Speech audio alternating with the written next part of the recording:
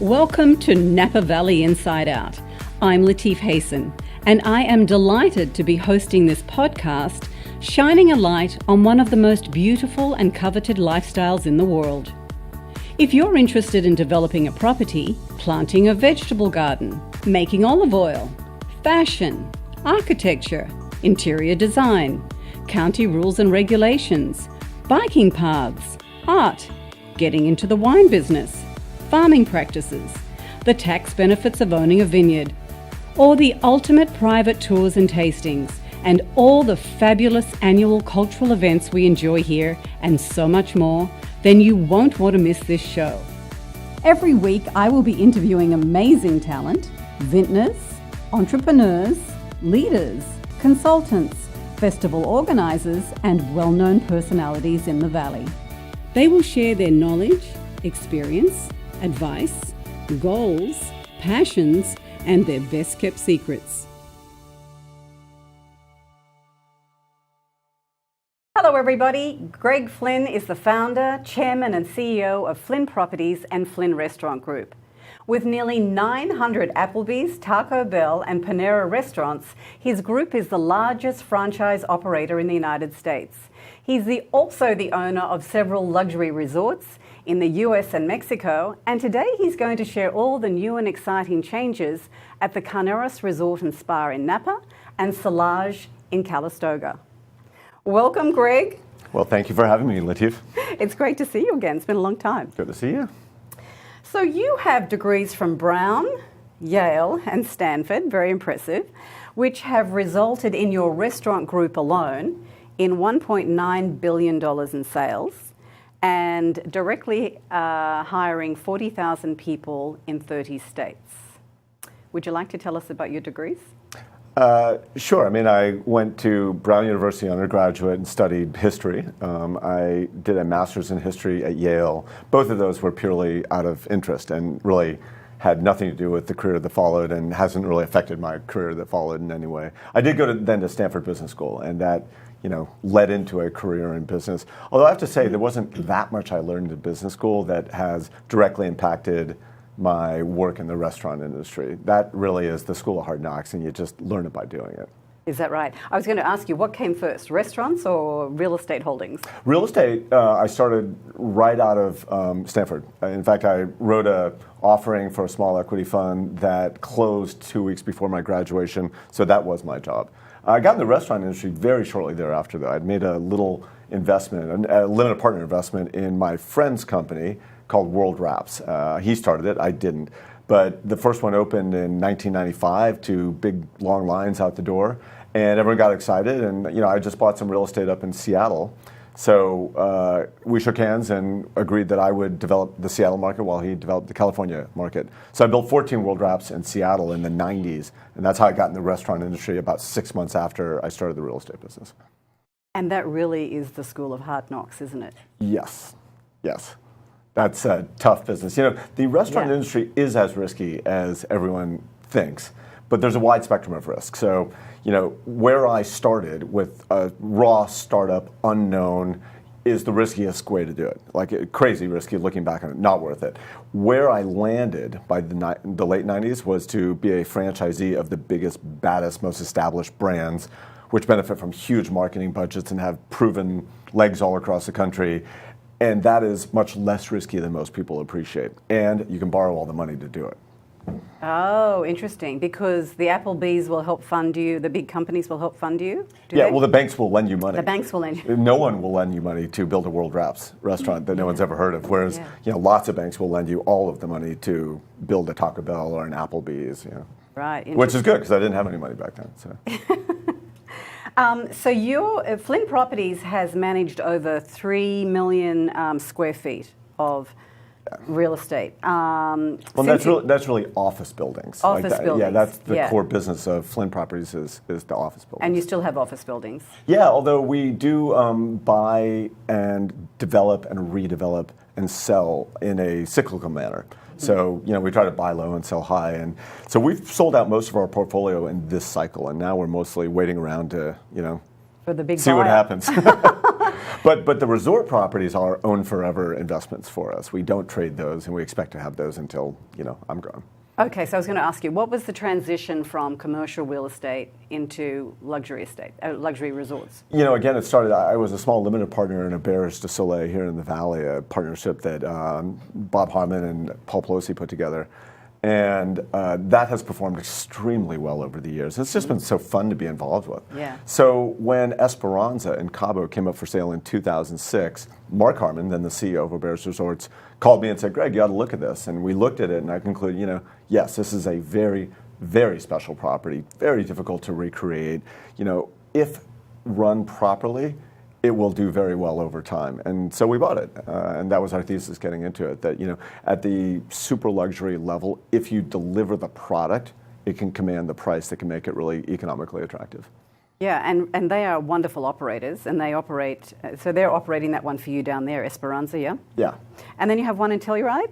Yeah, so last year we bought the Madeline in Telluride, which is mid-mountain. It's pretty much the best hotel in Telluride. And we bought it in a partnership with the owner of Auberge Resorts. So we're 75, he's 25, and Auberge Resorts manages it. And it's got a little more polishing to do out there, but it will be a spectacular best-in-breed mountain resort within a couple of years when we get through our program. What do you think the secret to their success in management is? I mean, they do a fantastic job. So I think first and foremost, it's just guest touch. I mean, they really have a great understanding of casual luxury. Right? It's not stiff luxury. Right. It's heartfelt, genuine, barefoot luxury. And that's what I want. That's what a lot of people want, I think. I mean, the Ritz-Carltons of the world play a role, but, for me and my family, and my wife, frankly, we prefer to go to Auberge du Soleil or Esperanza. Or, And I imagine that in destination places like Telluride and Napa Valley, it's not easy to find really great staff, right? Yeah. Because they're very expensive places to live for a staff. Yeah. So your first acquisition in Napa was investing in Auberge, but now you've actually bought the Carneros Inn, which is now the Carneros Resort and Spa. Exactly. So when did that happen, and what are you doing with the hotel? So we bought the Carneros Inn just over 4 years ago, and it was a long transaction. It's a very complicated property with 3 different types of entitlements going on, and so it took a year to close it, and then I've been working on for the last 4 years on a whole series of improvements. We've gotten some of them done, but we've got a lot more underway right now. Would you like me to tell you about them? Yes, I do. Tell me, what have you done so far, and then we'll go to what you're planning to do. Yeah. Okay. So in the public areas, the first thing we did was relocate reception from the hilltop down to the farm area, right? And we're trying to concentrate sort of energy and guest contact points down around the farm area. And because it was possible to go check in up there and really never see our signature restaurant farm, which is fantastic, or see the market down there, or it's possible to go to farm and not really ever see the resort. So we're trying to combine these things. That was fun. We redid the family pool right away. It was just tired and it needed it. We built a facility called the Arbor, which is for group events and especially weddings. So really, I mean, it is, I think, the best venue for weddings in the Napa Valley. And it's very special, and we do a lot of weddings there. I've seen it. I see it all the time. It's gorgeous. Yeah. And then we have renovated every single cottage, and we just finished that a matter of weeks ago. And we have the final furniture going in like literally this week and next week, and they are state of the art. I put them up against any room in the Napa Valley. They're really fine. And in Carneros, there are no adjacent walls for any of the cottages. They're all freestanding cottages with large private enclosed yards. And so now that we've upgraded the room to match what was already an exceptional and unique experience with the yards, like it's going to be an unbeatable experience in the Valley, I think. Gorgeous. Now you have 70 hotel cottages? We have 86. 86. Hotel, okay, and then you have 24 homes and 17 fractional 2-bedroom cottages? Yeah, that's right. And they can all be can they be rented out, the fractional cottages, 2-bedroom cottages? Well, you can rent through the hotel. One of those cottages, either owned or not yet sold as fractionals, and they're incredibly popular. It's basically it's a little house with 2 master bedrooms and a lovely living room and a big yard with a fireplace and a private spa, and it's set in an orchard, and it's very, very popular for people to rent. But we have many owners too, and many owners have been there for many years now, and it's beloved by them. Yeah, well, and then you have the houses that are completely owned, and I think there's only 5 or 6 people that live there full time, and the rest of the time they use your services to rent them out occasionally, or? No, we only have a handful of houses in our rental program. Most of the residents actually live there full time.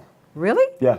Oh, yeah. And then there are a couple of sort of absentee owners, and they tend to be the ones who put the houses in the rental program. Right. Yeah. Okay, great. Well, it's gorgeous down there. Yeah. I'm down there all the time. Yeah. So tell us, what other improvements are you making? Okay, the one I didn't mention too was in relocating reception down to the farm area, we built the first half of a new entrance drive and a big porte cochere where you arrive. Yes. I mention that because what I'm going to tell you we're going to do is complete that entrance project. So hopefully starting early next year, we are going to reconfigure the entrance to the resort to come straight in off of Highway 12, off the Carneros Highway. And you cross Old Sonoma Highway right there, it's called. But then we'll have a new entrance to the resort that goes right over what used to be the A1 parcel. Oh. Right? And it'll go sort of gracefully straight into the new reception. What we also will do is take all of the land that we recover from the existing driveway, which hugs the resort, and we're converting them to the kitchen gardens and orchards. Right. So right now we have a very extensive kitchen gardens that grow the produce for our signature restaurant Farm and Boonfly Cafe.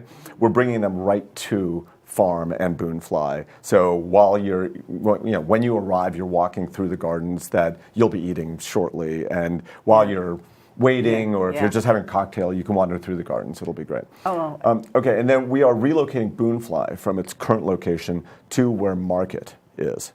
And there are many reasons to do this that make sense. Boonfly is great. I mean, everyone loves Boonfly, especially locals love Boonfly. Yeah. But it's a difficult, entry and exit, right? That left and left out on Highway 12 is a little bit tough. And then you get there and it's very limited on parking. And some of the parking that we have is dead-end parking. So if there's not a space, it's a little tough, you know? And then there's really no place to wait outside if we're on a wait, which we are often. All the time, yeah, I see it, yeah. So by relocating it to where Market is, we solve all those problems. So it's a much safer, easier entrance. And then you will be able to park in our main parking fields there, which will actually be expanded for the relocation.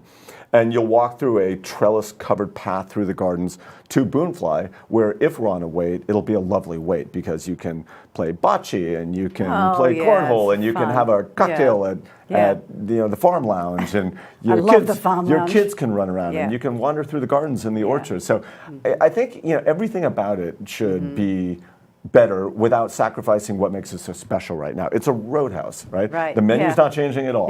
The staff's not changing. The decor is going to be exactly the same. It'll be the same experience, just with a little less of the friction around it, I think. Interesting. You know what I noticed, because I'm down there a lot, I have a house for sale down there, is how young the vibe is down there. And so I really noticed, actually, every time I come up to the gate to go through, all these young people are at reception. And the other night I was meeting somebody there for dinner, and same thing. There was all these young people, like in their 20s, maybe 30, out on the lawn outside the farm, all playing. And I was like, this place is just getting so hip and fun. Well, and we do live music frequently there. Oh, you do? Yeah, in the farm lounge. And, we've completely redone farm restaurants patio dining, and it's now where everyone wants to sit. I was there the other night, but I wanted to be in the lounge first to have a glass of wine, outside the outdoor lounge to have a glass of wine. Yeah, it was gorgeous. Really, congratulations. Okay, and then other improvements we're making. We are going to be redoing the hilltop pool entirely. So, I missed the biggest improvement that we've already done because we just finished it. We redid the spa. We have a 3,500 square foot spa that was okay, but now it's exceptional. Like, it's exquisite. And we sort of spared no expense to make this just one of the best spas in the Napa Valley and in the industry. And that's up at the Hilltop Pool. So having done the spa, we're now going to do the pool in its entirety. We're going to expand it. We're going to reorient it. We're building a second jacuzzi that will be more of a social jacuzzi. So we'll have sort of the romantic one on the end and the more social one on this end. And then we're relocating a number of the cottages that are down near Boonfly now just to a better location on the resort. And we're building 2 pickleball courts because everybody loves pickleball. Oh my God. It's fantastic. You know, and I think especially now with the traffic, so a lot of people don't want to go past Carneros. Well, I think that's been the case for many years, actually. Yeah. Yeah. Yeah. And then part of our reconfiguration entrance is we're building a sound wall along 12. So you can hear a little bit of traffic noise now. I don't think you'll be able to hear any when this is done. How tall will that be? It's the same height as the existing fence, but it's, you know, a lovely stone construction versus a wooden fence that lets the Because you sound can through. hear it. You know. Yeah. Yeah, you can. So hear this it. should address that. Yeah, that's fantastic. So that's it on Carneros? That's it on Carneros. Okay, great. Because it's interesting because you have invested in both ends of the valley and not in between. Bookends. Bookends, that's what I've got here. So tell me about Solage. You've invested in Solage. You're now the managing partner there. And are you going to be making changes? Oh, yeah. Yes. A lot. We've already received our planning approval from Calistoga. And Isn't Calistoga great to work with? they're great.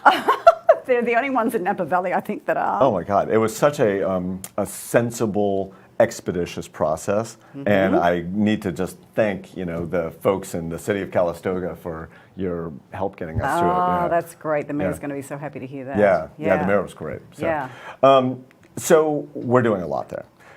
We are reconfiguring the entrance there just to make it sort of a more gracious arrival. You know, there's a little... Yeah, it's a little funky. It's a little funky right now, yeah. and this is just really where you pull up to Soul Bar and the resort. We're building a new event building off of our current event lawn. That's just it'll be for small groups and things like that. But the main thing we're doing that will impact guests is we are expanding the Soul Bar patio dining toward the pool. Right? So right now it sort of ends on this fence. Right. Whereas we're going to expand it out toward the pool, actually make it lovely with, you know, sort of a nicer treatment and connection to the pool through a new glass wall there. Nice. And then we will have the patio dining on the right. There's a fire pit there on the right side, the far side. But on the left, we'll have a proper lounge. Like, so when you go to get a drink at Soul Bar right now, there's really just very limited seating where you can do that, or you can be inside at the bar. Right. This will be a proper outdoor bar lounge for Soul Bar, which will be very nice. Yeah. We're relocating the 2 bocce courts to a line going toward where the family pool is now. And then we're scraping the little pool bar that we have, the sort of shack that cooks burgers and things like that. And we're constructing a new pool, bar, and grill that will be very fun, very hip. It'll be our second restaurant at the resort. It'll be our casual restaurant, and it'll be you know, it'll be barefoot fun. You know, sort of bar and grill. If you know, what would a good example be? Like the Bungalow in Santa Monica. Oh, okay, don't know. It'll be fun. Yeah. It'll be fun like that. It's already fun. I actually already think that Solage has always been fun, and that's why it's so popular. And people from St. Helena have been going there ever since it opened. You know? It's really. So it'll be great. And then now we'll have 2 choices. You know, because right now Soul Bar is a lovely restaurant, but you know it's a pretty formal restaurant. You don't want to necessarily eat like that every meal. So this will be a great casual alternative. We get a lot of business from the outside for Soul Bar. And I'm sure we'll get a lot of business for, you know, the new outlet as well. I'm sure. Yeah. Well, the outside experience is wonderful. I love it out there. Having dining outside is fabulous. No, I mean like from outside the resort, non-guests. Yes, yeah. Want me to keep going with all of the improvements? Yeah. I'm not even done. Oh. Okay, good. so we're doing the pool terrace, so all new furniture, umbrellas, new cabanas around the pool. We are building a new water feature for families that will replace the family pool that's there now. And then we are building 11 new guest suites, which will be comprised of 9 king suites and a new family compound. What's a king suite?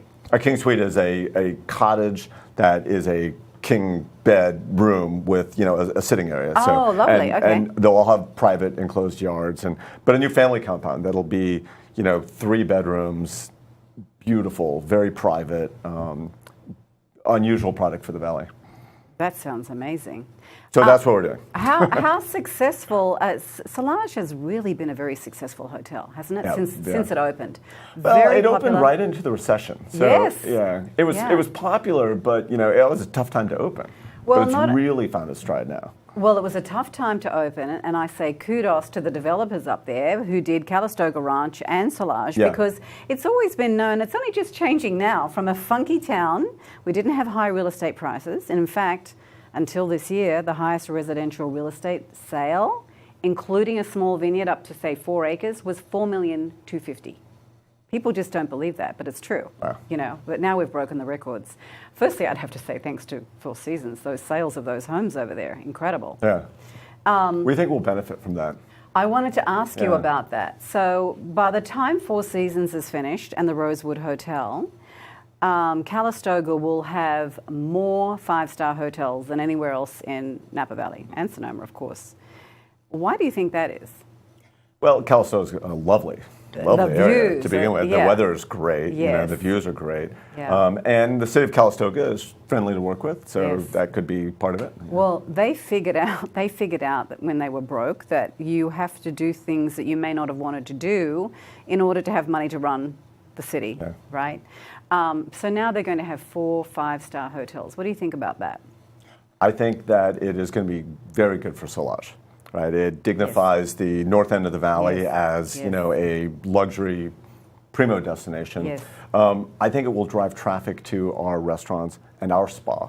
I mean, we have a wonderful spa at Solage. It's probably the best, you know, overall spa experience. I told you how we just redid the Carneros Spa, but like the Solage Spa is really special. It's a fairly large outdoor experience with multiple pools and beautiful little private treatment cabanas, and so I think we'll get traffic from the other resorts to come visit us more than we lose guests to them.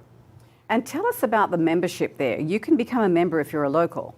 Yeah. Now, tell us what you can become a member of. What do you So get? it's a club, and you can use the pool, and you can use the gym facilities, and you can use the spa. And and it's very popular. We have a lot of members. Oh, I'm sure. And a great way to network. If you come to the Valley, you buy a second home, or you move here. It's a wonderful way to, you know, ingratiate yourself into the Valley. Yeah.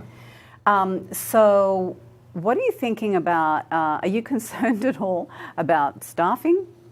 It's tough to staff everywhere in the country in hospitality right now, and especially in the Napa Valley, and especially the north end of the Napa Valley. You know, at least at Carneros, we have closer access to American Canyon and Vallejo, and you know, really, we look across to Santa Rosa for a lot of our staff at Solage. So is there a group organized where you're trying to all figure out as hotel owners and maybe restaurant owners too, like how to figure out the staffing? Because those hotels are going to come up very quickly. Yeah, so there is a conversation. I don't know if it's a formal group. And I know Philip Kendall, who was our general manager until like literally today. Today is his retirement. Oh, is that right? Yeah. Was in conversations with other hotels in the Calistoga area about how do we address this. You know, I don't quote me on this, but I think we actually have a shuttle transportation that goes back and forth for not just but you know, hotel employees for Calistoga that goes to Santa Rosa. Yeah, don't quote me on that one. No, it's okay. I won't, because they actually tried it last year, and I don't think it was successful. But I think they're going to be bringing something back. Okay. They did. What was Napa Valley like? When did you first move as your second home, which is still your second home? When did you first come to the Valley to live here as a second home? Well, you know, we finished our house in 2007, but it took us 3 years to build it. And, you know, we were members of Meadowwood and would come stay there for years beforehand. And, you know, I'm an investor in Auberge du Soleil. So ever since, you know, my wife and I just started spending time together, we've been going to Auberge du Soleil. So what are the changes that you've seen in Napa Valley since you first came here? No, it's in many ways the same, more traffic, which is a bummer. You know, Auberge was groundbreaking when it opened in terms of, you know, luxury accommodation, and so there's more of that now. You know, the cities have gotten a little bit bigger, but I think the spirit of it is, and a lot more wineries, obviously. But I think the spirit of it is, you know, to me, it still feels intact. But there's a lot more people coming to visit, right? Yeah. I mean, how are the hotels doing generally, do you think? I think they're doing generally really well. I mean, the fire was tough last year, and it, you know, caused us all to close for a while. Oh, for sure. And, you know, it knocked tourism down for a number of months until it built back, but it's back now. I think that after the fires, people came back more so to support us. And I was talking to Todd Zapolsky on the show, and I said, you know, it's amazing how many hotels are on the books to be built. Mm-hmm. And he said, but you know, they're very hard to get off the ground, financing, as you would know. But I see, you know, if you build it, they will come, because more and more people are coming. The more hotels that open up, the more they're packed. Have you noticed that? Yeah. And so, do you have a vision of what the Napa Valley will look like in the next 10 or 20 years, do you think? Well, I hope it doesn't look very different than it looks today. You know, a couple more hotels, maybe a couple more houses, but you know, it's tough to build anything up here, and that's good. It's for a reason, and I think it'll keep it looking much like it is. A lot of people, but more and more people moving here, I think, from around the world. Their kids are grown and gone. They come out from the snow, and they eventually just, you know, sell their homes and move here. Do you think that we're going to have a big traffic issue? You know, they'll ever figure out the traffic issue up and down the valley? You know, I'm hopeful that traffic here and everywhere else is positively impacted by future vehicles, right? Mm-hmm. And if we all suddenly are in driverless electric networked cars, maybe it can all be coordinated such that we don't have as much traffic. You know, I don't know that for a fact, but you know, I'm hopeful that's true in San Francisco and in Napa and in New York and everywhere, because there's really and last mile transportation is changing a lot in San Francisco right now. I mean, people take scooters, they take electric bikes, and that gets a lot of cars off the road right there. And I think the biking trail, even just for some workers and for kids with school, getting to and from school, the Vine Trail that Chuck McMinn has spearheaded. Let me see what else I wanted to ask. And so imagine that with electric assist bikes. I mean, that's a better way to get around the valley. Oh, totally. You know, especially if it's, you know, distributed bikes, such that I can pick one up here and leave it there, you know, do that kind of thing. That's a 47-mile bike trail he's putting in there. All the way from Vallejo, right? It's incredible, all the way up to Calistoga. Really, really extraordinary. Let's see. I wanted to go over some of your awards, if I may. And then I just have one question for you after that. Okay. Some of your awards. In 2017, you were honored as one of the Bay Area's most admired CEOs by the San Francisco Business Times. In 2016, you were named Restaurant Leader of the Year by Restaurant Business Magazine and Operator of the Year by the Nation's Restaurant News. In 2015, I love this one, you were named Dealmaker of the Year by the Franchise Times, and in 2009 you were named an Ernst & Young Entrepreneur of the Year, to name a few. Congratulations, really. My last question to you is, how fun is it being Greg Flynn? It's really fun.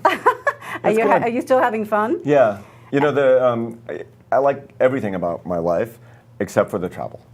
I travel all over the country all the time for the restaurant business, and that gets old. But everything else is great. Do you, are you planning to do any more resorts in Napa Valley?